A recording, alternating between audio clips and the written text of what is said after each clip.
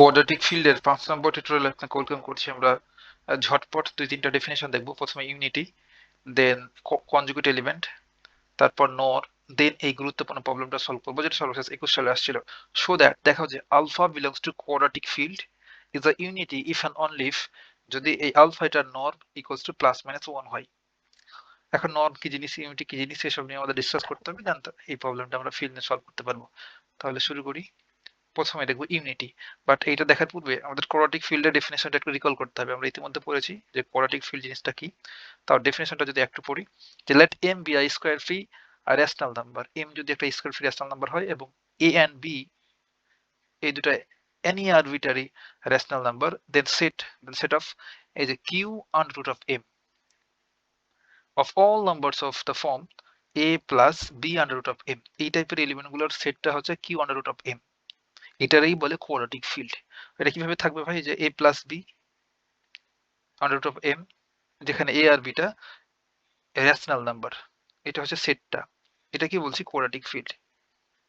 আর এখানে গুরুত্বপূর্ণ দুটো কন্ডিশন দেওয়া আছে, যে if m greater than 0 then quadratic ফিল্ডটাকে আমরা বলবো রিয়েল কোয়াড্রেটিক ফিল্ড, আর m যদি লেস দেন 0 হয় দেন সেটা বলবো complex or imaginary quadratic field. আপনি একটু লক্ষ্য করতে পারেন, ধরেন আমরা a plus B under root of M, তাই না?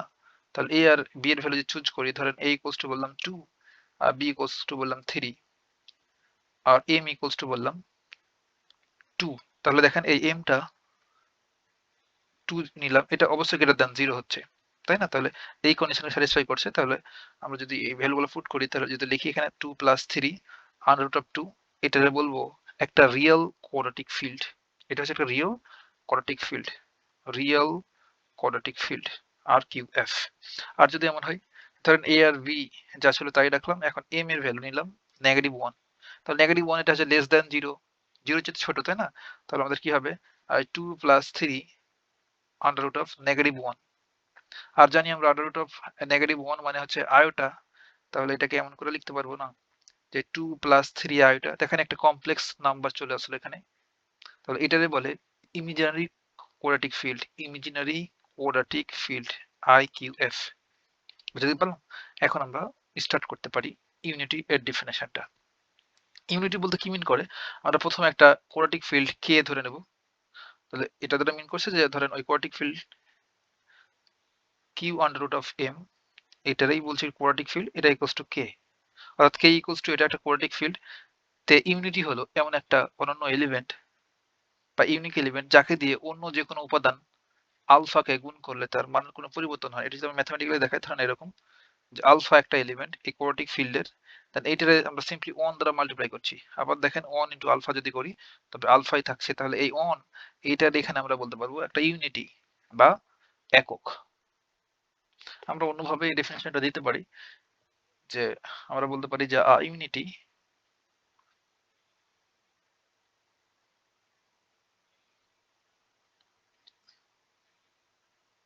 বা একটা একক, যেটা আমরা বলতে পারলাম, ধরেন বলছি epsilon is a divisor divisor of 1। এটা একের ভাজক, ভাজক মানে বুঝতেই পারছেন, এই ইপসাইলন দ্বারা একে ডিভাইড করা যাবে। এন্ড অর্থাৎ ইউনিটিটা কি আমরা এখানে ডেসক্রাইব করছি, and of every integers of the field. অর্থাৎ ইপসাইলনটাকে আমরা ইউনিটি বলছি, আর ইপসাইলন ইউনিটিটা হচ্ছে এমন একটা এলিমেন্ট যেটা 1 এরও ডিভিজর, যা দ্বারা 1 কেও ডিভাইড করতে পারবো, ডিভিজর অফ 1, 1 এরও ডিভিজর, এবং শুধু তাই নয়, এই ফিল্ডে যত সব এলিমেন্ট রয়েছে সেগুলোরও divisor, and of every integers of the field. বুঝতে পারলাম? তাহলে আমরা এই ইপসাইলন ইকুয়ালস টু যদি আমরা 1 চিন্তা করি, 1, তাহলে 1 টা একটা ইউনিটি। তাহলে দেখেন এই 1 কে আমরা চাইলে 1 দ্বারা ডিভাইড করতে পারবো। তাহলে 1 নিজে নিজের ডিভিজর একটা, আর এই 1 দ্বারা এই ফিল্ডের যে কোনো এলিমেন্টকে আপনি ডিভাইড করতে পারবেন।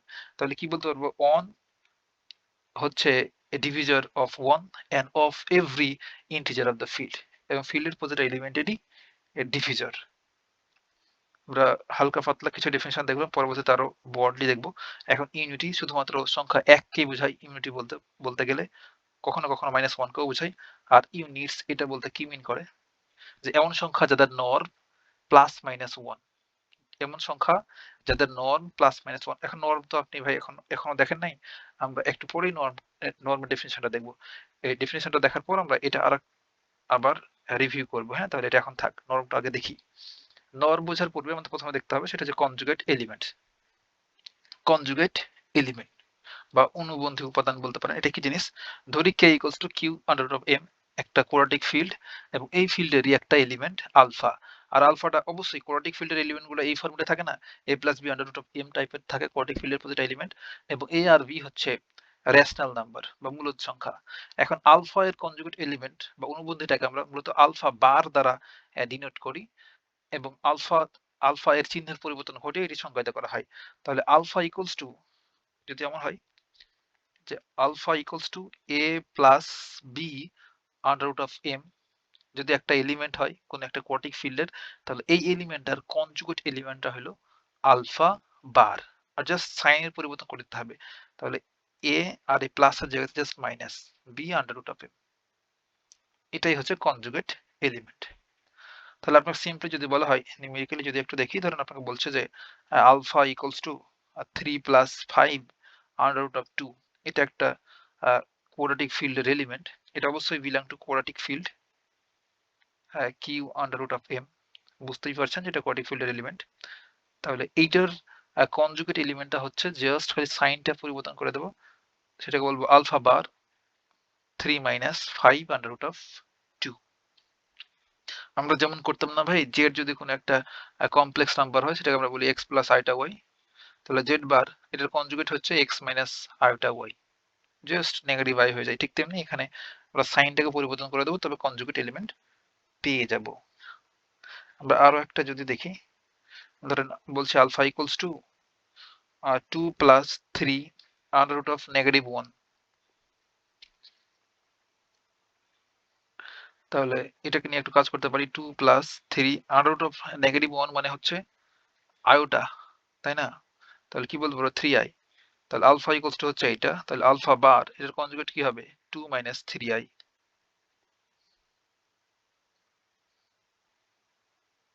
আর ওই ডেফিনেশন দেখার সময় বলছিলাম ভাই, এম যখন গ্রেটার দেন 0 হবে তখন সেটাকে বলি real quadratic field, real quadratic field আর কিউ এফ। আর এম যখন লেস দেন 0 হয় তখন সেটাকে বলি imaginary quadratic field, I Q F. তাই না? একদম তাই। তাহলে আমরা এখানে যেটা ভ্যালুটা নিলাম এম এর, সেটা হচ্ছে -1, তাহলে এটা হচ্ছে আমাদের ইমাজিনারি কোয়াড্রাটিক ফিল্ড। আপনি দেখেই বুঝতে পারবেন, আই থাকলে imaginary quadratic field, R I ছাড়া থাকলে তো রিয়েল, বুঝতেই পারছেন। তাহলে কনজুগেট এলিমেন্ট পড়া শেষ। এখন আমরা দেখব নর। নর হলো, এখানে কিছু বেশি কথাবার্তা লেখা আছে। নর হলো কোয়াড্রাটিক ফিল্ডের কোনো একটা সংখ্যার আকার বা মান পরিমাপের একটা ম্যাথমেটিক্যাল টুল বলতে পারেন। এটা একটা সংখ্যাকে সাধারণত মূলদ সংখ্যায় রূপান্তরিত করে। বাট আমরা এখানে সুন্দর করে ডেফিনেশনটা লিখবো। এখানে কিন্তু ডেফিনেশন লেখা নাই। ডেফিনেশনটা এমন, আমি এখানে ইংলিশে লিখছি, বাট আপনার বাংলাতে সুন্দর করে দেওয়া আছে, সেটা লিখলে হবে the norm of an element,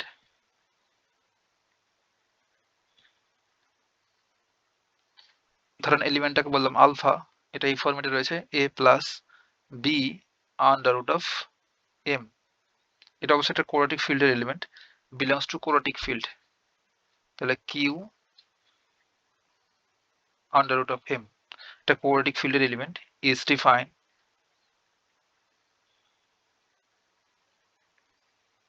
defined by the, অর্থাৎ নর্মটাকে কিভাবে ডিফাইন করা হয় সেটা দেখছি, by the product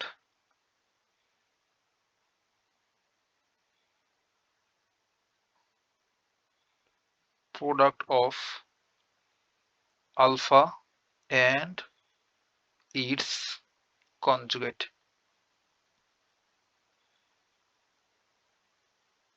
R conjugate হচ্ছে আলফা বার।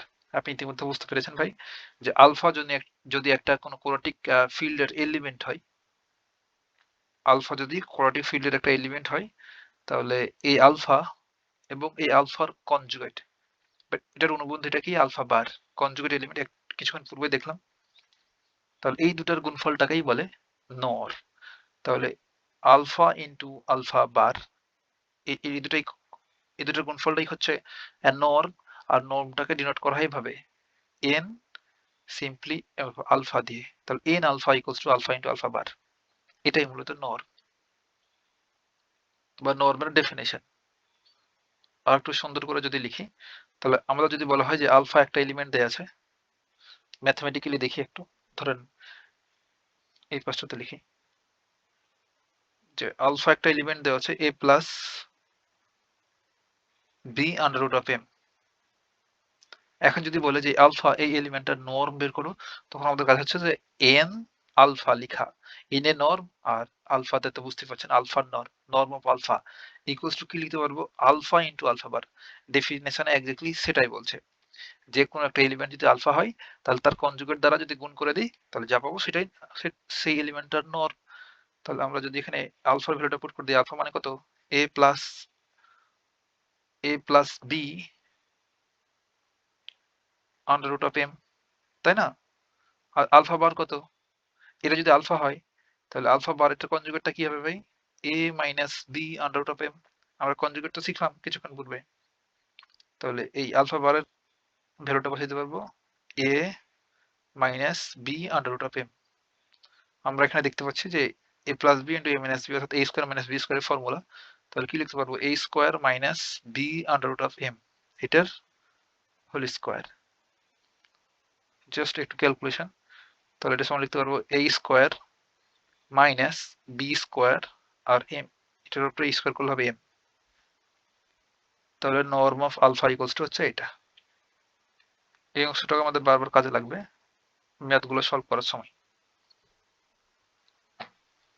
আমরা চাইলে ইমাজিনারি ফিল্ড, রিয়েল ফিল্ড এসবের জন্য চেক করে দেখতে পারি, বাট নর্মের কিছু প্রপার্টি আছে ছোট ছোট, একটু যদি লিখে ফেলি কয় মিনিট লাগবে লাগুক। এই কনসেপ্ট গুলো ক্লিয়ার রাখলে ভাই আপনি ওই 1 মার্কের প্রশ্নগুলো সলভ করতে পারবেন এবং প্রবলেম গুলো পরবর্তীতে সলভ করতে সুবিধা হবে।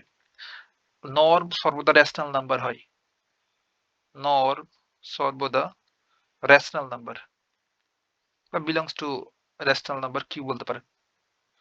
আর এই নর্ম এটা মাল্টিপ্লিকেটিভ প্রপার্টিটাকে স্যাটিসফাই করে, অর্থাৎ নর্ম একটা মাল্টিপ্লিকেটিভ ফাংশন। এই যে নর্ম লিখলাম না, এটা নর্ম, এই নর্ম হচ্ছে একটা মাল্টিপ্লিকেটিভ ফাংশন। অর্থাৎ আমরা যদি বলি নর্ম অফ মাল্টিপ্লিকেটিভ কি জিনিস আপনি ইতিমধ্যে জানেন, নর্ম অফ আলফা বিটা যদি লেখা থাকে তো এটা আমরা এমন করে লিখতে পারি norm of alpha into norm of beta, এটাকে বলে multiplicative property norm of beta. একসাথে গুণ করে যদি লিখে থাকে দেন সেটা নর্ম যা হবে, আলাদা করে সেটা নর্ম গুণফলটাও এক্স্যাক্টলি সেম জিনিসটা হবে। তার জন্য নর্মকে বলে একটা মাল্টিপ্লিকেটিভ ফাংশন। আর 3 নম্বরটা হচ্ছে যে এম যদি লেস দ্যান 0 হয় তখন এর নর্মটা পজিটিভ হয়।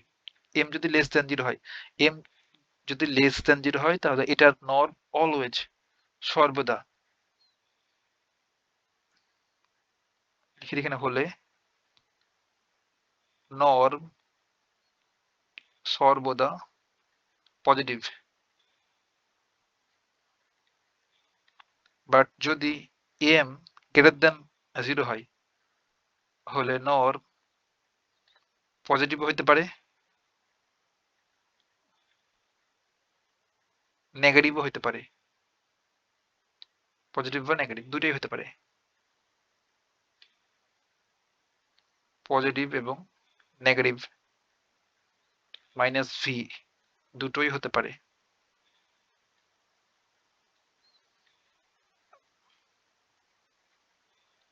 আর আপনি ইতিমধ্যে জানেন যে এম যখন লেস দ্যান 0 হয় তখন এটারে বলি আমরা ইমাজিনারি কোয়াড্রেটিক ফিল্ড IQF।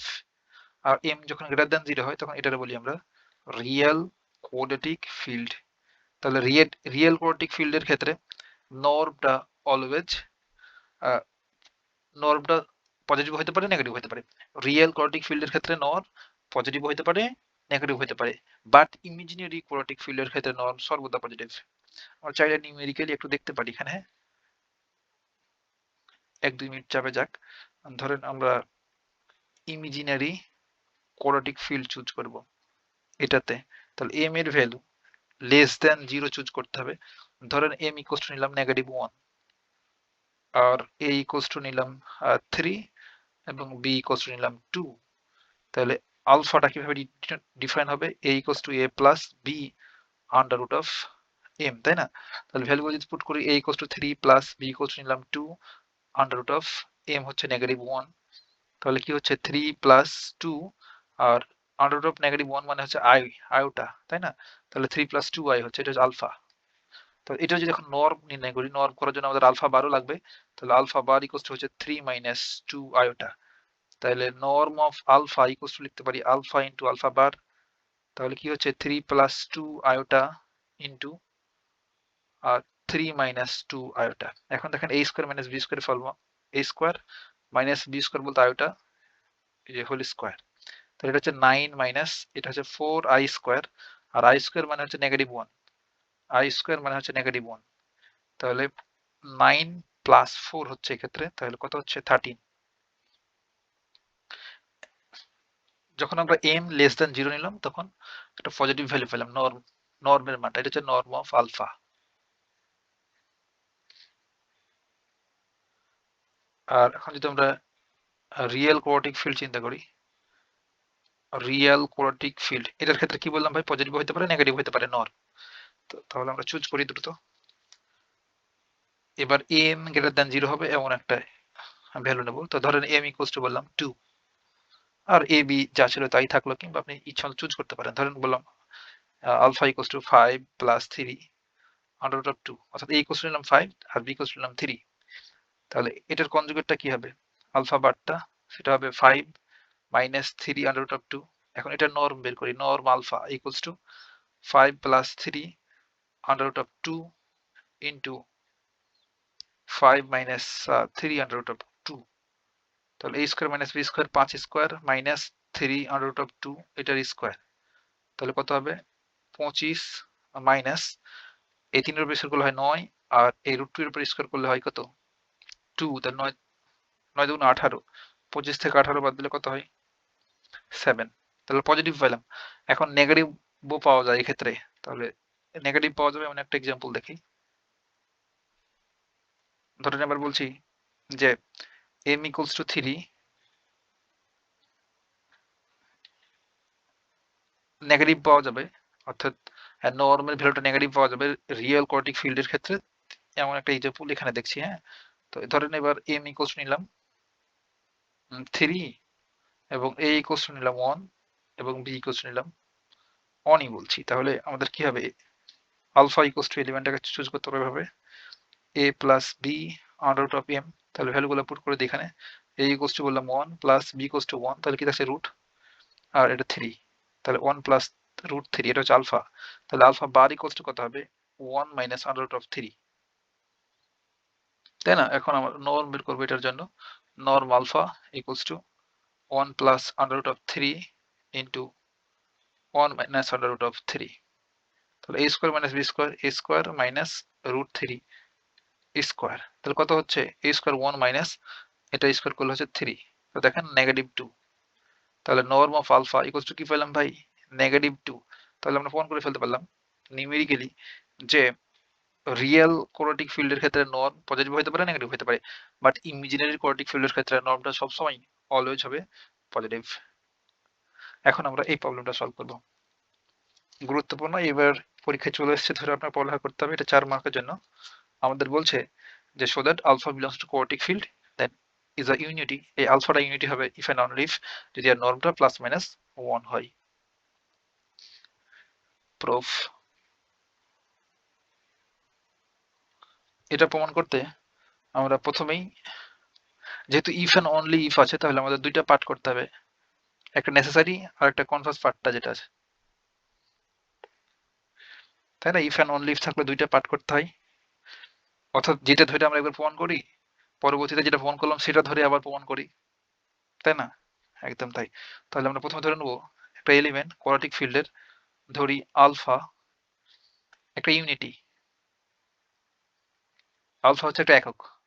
তাহলে দেন আমরা কি বলতে পারবো, আলফা যদি একটা একক হয় তাহলে আমরা বলছিলাম যে ইপসাইলন এটা যদি একটা একক হয় তবে এই ইপসাইলন 1 এর ডিভিজর হবে, 1 কে ডিভাইড করবে ইপসাইলন, এবং এই ইপসাইলন এই কোয়াড্রিক ফিল্ডের যত সব ইন্টিজার রয়েছে এলিমেন্ট সবগুলাকে ডিভাইড করবে। তাহলে আমরা এখানে বলছি যে আলফা একটা ইউনিটি, তাহলে আলফা কি করবে ভাই, আলফা 1 কেও ডিভাইড করতে পারবে। তাহলে আমরা বাই ডেফিনেশন বলতে পারবো যে আলফা ডিভাইস 1, অর্থাৎ এই যে এটা 1 ডিভাইস আলফা, 1 কে আলফা ডিভাইড করতে পারে। ধরেন আলফা ইকুয়ালস টু যদি 1 বলি তাহলে দেখেন তো এই 1 কে ডিভাইড করতে পারছে। তাহলে 1 ডিভাইস আলফা, এটাকে আমরা এমন করে লিখি যে আলফা ডিভাইস 1, তাই না? চ্যাপ্টার 1 2 এসব পড়লে তো এসব আপনি জানেন। তাহলে বলছি যে আলফা ডিভাইস 1। তাহলে এখান থেকে আবার কি করতে পারি, যে এমন করে লিখবো যে 1 ডিভাইস আলফা, অর্থাৎ এটাই লিখলাম এইটা। তাহলে কোন একটা সংখ্যাকে কোন একটা সংখ্যা দ্বারা ডিভিজিবল যদি হয়, ভাগ করা যায়, তাহলে একটা কি পাওয়া যায় ভাই, একটা ভাগফল পাওয়া যায় না? সেই ভাগফলটাকে বলছি বিটা। ধরেন এমন যে 6 কে 3 দ্বারা ডিভাইড করছি, তখন কি পাবো, ভাগফলটা 2। তাহলে এই 2 টাই মনে করেন আমাদের এখানে বিটা। তাহলে 1 কে যখন আলফা দ্বারা ডিভাইড করবো তখন একটা ভাগফল পাবো, সেটা হচ্ছে বিটা। এটা আমরা ধরি, বলতে পারি লেট বিটা বললাম। তাহলে এখন এই আলফাটাকে যদি রাইট সাইডে পার করে দিই তখন কি লিখতে পারবো, যে আলফা বিটা ইকুয়ালস টু 1, পারবো না? এটির 1 নম্বর ইকুয়েশন দিলাম। এখন আমরা এটার কনজুগেট করব। এখন দুই পাশে যদি বার করি তাহলে কি হবে বলেন তো, একটু দেরফর যে 1 বার এটার এই পাশে লিখলাম ইকুয়ালস টু, বলতে পারবো আলফা বিটা এটার বার, তাই না? তাহলে এটা ইমপ্লাই করছে 1 এর উপরে বার দিলে তো 1 ই থাকে, আর আলফা বিটা বার দেয়া আছে না, চাইলে এই বার গুলাকে আমরা ভেঙে দিতে পারি, এমন করে বলতে পারি আলফা বার বিটা বার দুটাকে সেম জিনিস মিন করে প্রপার্টি, বারকে এমন করে আলাদা করে দেওয়া যায়।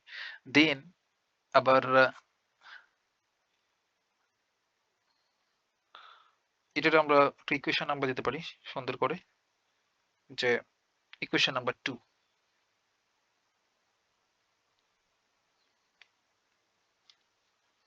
আর আমরা যখন ইউনিটির ডেফিনিশনটা দেখছিলাম হয়তো তখন আপনাকে বলছিলাম যে ইউনিটি এটা হচ্ছে একটা মাল্টিপ্লিকেটিং ফাংশন, অর্থাৎ নর্ম অফ আলফা বিটা এটা ইকুয়ালস টু আমরা লিখতে পারবো norm of alpha into norm of beta, যেহেতু নর্ম একটা মাল্টিপ্লিকেটিভ ফাংশন। তাহলে আপনি বলেন তো ভাই এই 1 নম্বর ইকুয়েশনে বোথ সাইডে যদি নর্ম নিই তাহলে কি হবে, N alpha beta equals to norm of 1।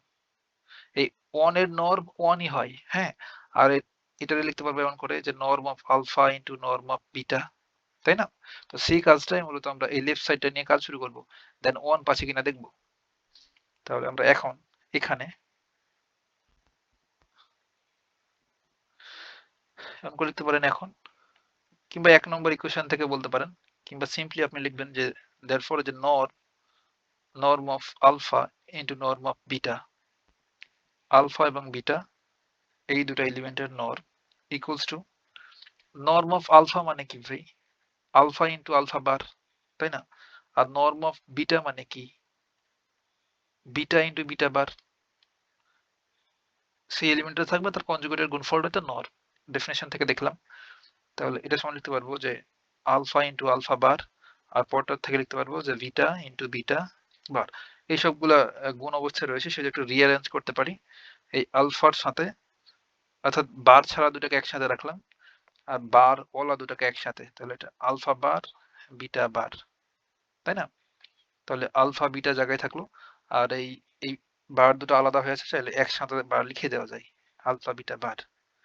আর আমরা এই দুটোর ভ্যালু অলরেডি পেয়ে গেছি। 1 নম্বর ইকুয়েশনে আলফা বিটা ইকুয়ালস টু পেয়েছি 1, আর alpha beta bar equals to এখান থেকে পেয়েছি কত 2, সরি এই 2 নম্বর ইকুয়েশনে এখানে পেয়েছি 1। তাহলে এটা যে জিনিস সেটা তো সেই জিনিস, তাহলে এটা ইকুয়ালস টু পাবো আমরা সিম্পলি 1। কিংবা আপনি এটা কেমন সুন্দর করে লিখতে পারেন, এটা কি জিনিসকে মিন করছে, যে 1 equals to alpha beta bar, just এই বারটাকে ভাঙাই দিলাম, 1 এর উপরে বার দিলে তো 1 ই হয় কারণ 1 টা হচ্ছে রিয়েল নাম্বার, এটা বলছি আলফা বিটা বার। এটা ইকুয়ালস টু আপনি অন করে দেখতে পারেন যে আলফা বার ইনটু বিটা বার, এটা 2 নম্বর ইকুয়েশন। তাহলে 2 নম্বর ইকুয়েশন থেকে আমরা 2 এবং 1 এই দুটো যদি হেল্প নিই তাহলে এটার মান পাবো 1, আর আলফা বিটা বার এটা ইকুয়ালস টু 1। আপনি এখানে বলতে পারেন 1 and 2 দ্বারা by 1 and 2, তা সিম্পলি আমাদের লেফট সাইডে ছিল, এটা ইমপ্লাই করছে যে norm of alpha into norm of beta equals to পাচ্ছি 1। তাহলে কোনো দুটো নাম্বার, অর্থাৎ যে কোনো দুইটা নাম্বার এর গুণফল যদি একটা ইন্টিজার হয়, যে কোনো দুইটা নাম্বার তার গুণফল যদি একটা ইন্টিজার হয়, তাহলে 1 একটা ইন্টিজার না ভাই, একটা পূর্ণ সংখ্যা, দুইটা নাম্বারের গুণফল, তাহলে ধরেন নর্ম অফ আলফা এটার একটা নাম্বার বলছি আর নর্ম অফ বিটার আরো একটা নাম্বার বলছি সংখ্যা, দুইটা নাম্বারের গুণফল যদি একটা ইন্টিজার হয়, তাহলে এই নাম্বার দুটাও ইন্টিজার হবে বা পূর্ণ সংখ্যা হবে। তাহলে এই দুটোর গুণফল 1 মানে কি কি হওয়া সম্ভব? তাহলে নর্ম অফ আলফা এটা হইতে পারে -1, নর্ম অফ বিটা এটা হইতে পারে -1। তখন আমরা যদি -1 ইন্টু -1 করি তখন পাবো 1। আবার নর্ম অফ আলফা এটার মান হতে পারে 1 আর নর্ম অফ বিটা এটা হতে পারে 1। দেন আমরা 1 আর 1 যদি গুণ করি তবে হবে 1। তাছাড়া তো 1 হওয়ার কোনো প্রশ্নই আসে না, এই দুইটার গুণফল আর 1 হবে না, কোনোভাবেই হবে না। যদি norm of alpha equals to 1 কিংবা -1, norm of beta equals to 1 কিংবা -1 না হয়, তাহলে এই দুইটার গুণফল কখনো 1 হতে পারবে না। বুঝতে পারলাম? তাহলে আমরা কি বলতে পারবো দেয়ারফর, যে এই নাম্বার দুটো হচ্ছে ইন্টিজারের এলিমেন্ট, তাহলে norm of alpha and norm of beta এই দুটা belonging to integer। এই দুটো যদি belonging to integer, তাহলে আমরা বলতে পারবো যে এই norm of alpha এটা হতে পারে হয় +1 কিংবা -1। তাছাড়া এই দুটার গুণফল কখনো 1 হতে পারবে না। তাহলে আমরা কি করলাম ভাই, জাস্ট বললাম যে আলফা একটা ইউনিটি, দেন আলফা 1 কে ডিভাইড করে, দেন এখান থেকে কাজ করতে করতে আমরা বলে দিলাম যে নর্ম অফ আলফা পেয়ে গেলাম +-1। এটা দেখে কি ভয় লাগছে ভাই?